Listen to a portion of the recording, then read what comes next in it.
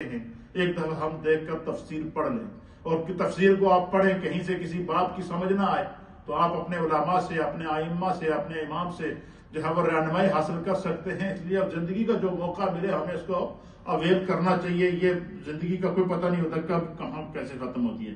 تو یہ سورہ بقرہ کے سارے وہ موضوعات ہیں جن کو جو ہے وہ ہمارے فقہاء نے بیان فرمایا ہے۔ اسی طریقے سے علماء اور محدثین نے لکھا ہے کہ اس سورت کی جس طرح جہاں پر اس کے اور فضائل اور مناقب ہیں، اس سورت کے اندر جو احکام اللہ تعالیٰ نے بیان فرمائے ہیں، امام فخر الدین رازی نے تفسیر کبیر کے اندر، اور اسی امام ابن کثیر نے تفسیر ابن کثیر کی جلد نمبر 1 اور صفحہ 271 کے اوپر لکھا ہے کہ بعض علماء نے لکھا ہے کہ سورہ بقرہ کے اندر 1000 معاملات کی اللہ نے خبر دی ہے۔ کیا دی ہے؟ 1000 اس کے اندر اخبار ہیں، خبریں ہیں جو اللہ کی طرف سے نازل کی گئی ہیں۔ 1000 اس کے اندر امر ہے۔ امر اس چیز کو کہتے ہیں کہ جس کام کے کرنے کا اللہ نے حکم دیا، جیسے اللہ تعالیٰ فرماتا ہے اقیم الصلاۃ، نماز کو قائم کرو، یہ امر ہے، یہ حکم ہے خدا کا۔ اور نماز کے فرض ہونے کی وجہ بھی یہی ہے کہ اللہ تعالیٰ نے براہ راست حکم فرمایا ہے کہ نماز پڑھو۔ اسی طرح فرمایا آتوا الزکات، زکات ادا کرو، یہ خدا کا حکم ہے۔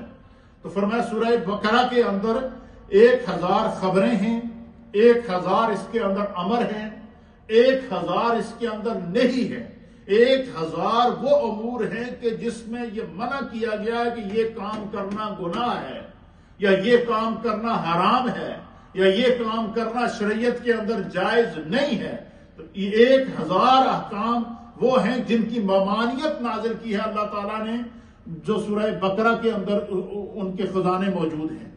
پھر اسی طریقے سے فرمایا کہ ان پر مشتمل ہے۔ پھر بتایا کہ اس کی جو ہے وہ 287 آیات یا 286 آیات ہیں، اور اس کے 6080 کلمات ہیں، اور 25500 حروف ہیں سورہ بقرہ کے اندر۔ 40 رکوع ہیں، 286 آیات ہیں، اور 6080 کلمات ہیں، اور 25500 حروف ہیں۔ یہ سورہ بقرہ کے اندر اللہ تعالیٰ نے انسانیت کی ہدایت اور رہنمائی کے لیے نازل فرمائے ہیں۔ اب آپ خود اندازہ لگائیں کہ ہمارے وہ مفسرین جنہوں نے قرآن پاک کا ایک ایک حرف گن کر ہمارے لیے لکھا ہے کہ اس کے اندر اتنے حرف موجود ہیں، اتنی آیات موجود ہیں، اتنے نقطے موجود ہیں۔ میرا ایک بیان میں نے پچھلے سال آپ کی خدمت میں پیش کیا تھا، جو میرے یوٹیوب چینل کے اندر MNN چینل کے اوپر موجود ہے، اور اس کا ٹاپک ہے انٹروڈکشن آف قرآن۔ کیا ٹاپک ہے؟ انٹروڈکشن آف قرآن۔ تو اگر آپ لوگ یہ سمجھنا چاہیں کہ قرآن پاک میں کتنے حروف ہیں، قرآن پاک میں کتنی آیات ہیں، قرآن پاک میں کتنے کلمات ہیں، قرآن پاک میں کتنے رکوع ہیں، تو وہ انٹروڈکشن آف قرآن کے اندر میں نے وہ سارے بیان کر دیے ہیں۔ اس کے اوپر پورا ایک ٹاپک ہے 1 گھنٹے کا، تو اس کو آپ ضرور سنیں۔ آپ کے علم میں انشاءاللہ بہت سارا ایسا اضافہ ہوگا کہ کم از کم آپ کو پورے قرآن کا تعارف ہو جائے گا کہ قرآن میں اللہ تعالیٰ نے کیا کیا نازل فرمایا ہے۔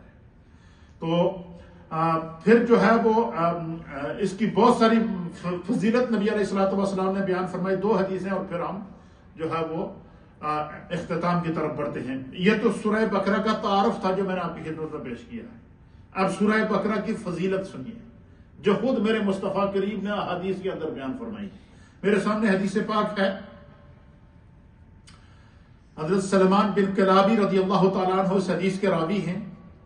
آپ فرماتے ہیں کہ نبی علیہ الصلوۃ والسلام نے ارشاد فرمایا کہ قیامت کے دن قرآن مجید اور ان پر عمل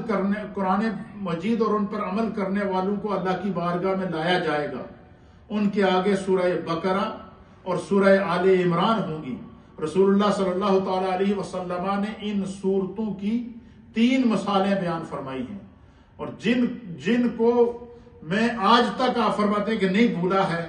فرمایا وہ ایسی مثالیں ہیں کہ جیسے بادل ہوں یا 2 سائبان ہوں کہ جن کے درمیان نور ہو، یا صف باندھے ہوئے پرندوں کی 2 قطاریں ہوں، اور وہ صورتیں اپنے پڑھنے والوں کی وکالت اور حمایت کرتی رہیں گی۔ فرمایا کہ جب جو بندہ دنیا میں قرآن پاک کی تلاوت کرتا ہے اور جس نے اپنی زندگی میں سورہ بقرہ کی اور سورہ آل عمران کی تلاوت کی، زندگی میں کبھی بھی کسی کو اگر تلاوت کی توفیق ہوئی تو فرمایا جب اللہ کی بارگاہ میں لایا جائے گا نا تو سورہ بقرہ اور سورہ آل عمران ایک صاحبان اور ایک نور بن کر ان کے آگے آگے چل رہی ہوں۔ فرمایا اہل محشر دیکھتے ہی اس پر رش کریں گے کہ یہ وہ قافلہ جا رہا ہے جنہوں نے دنیا میں سورہ بقرہ اور سورہ آل عمران کی تلاوت کی ہے۔ اب آپ اندازہ لگائیں کہ جس سورہ بقرہ اور سورہ آل عمران کی تلاوت کی اگر اتنی بڑی فضیلت ہے تو ان مفسرین کی عظمتوں اور ان کے مقامات اور ان کی مرتبوں کا کون اندازہ لگا سکتا ہے جنہوں نے ایک ایک حرف کی تشریح کر کے اس کے معنی اور مفاہیم لکھے۔ یہ اتنا بڑا خزانہ ہے علم کا قرآن کے اندر، یہ ایک ایک سورت کے اندر ایک ایک حرف کے اندر اللہ نے اگر اتنا بڑا خزانہ رکھا ہے تو اس کی جو ہے وہ عظمتوں کا کون اندازہ لگا سکتا ہے۔ پھر فرمایا کہ یعنی قیامت کے دن اللہ تعالیٰ ایک مخلوق پیدا فرمائے گا جو بادل اور صاحبان یا پرندوں کی قطاروں کی طرح ہوں گی، اور قرآن پڑھنے والوں اور قرآن پر عمل کرنے والوں پر وہ قیامت میں جب سورج سوا نیزے پر ہوگا وہ سایہ کیے ہوئے ہوں گے۔ یعنی قیامت میں جب نفسا نفسی کا عالم ہوگا، سورج سوا نیزے کے اوپر ہوگا، ہر انسان اپنے ہی پسینے کے اندر ڈوبا ہوا ہوگا۔ فرمایا اس لمحے جس نے دنیا میں سورہ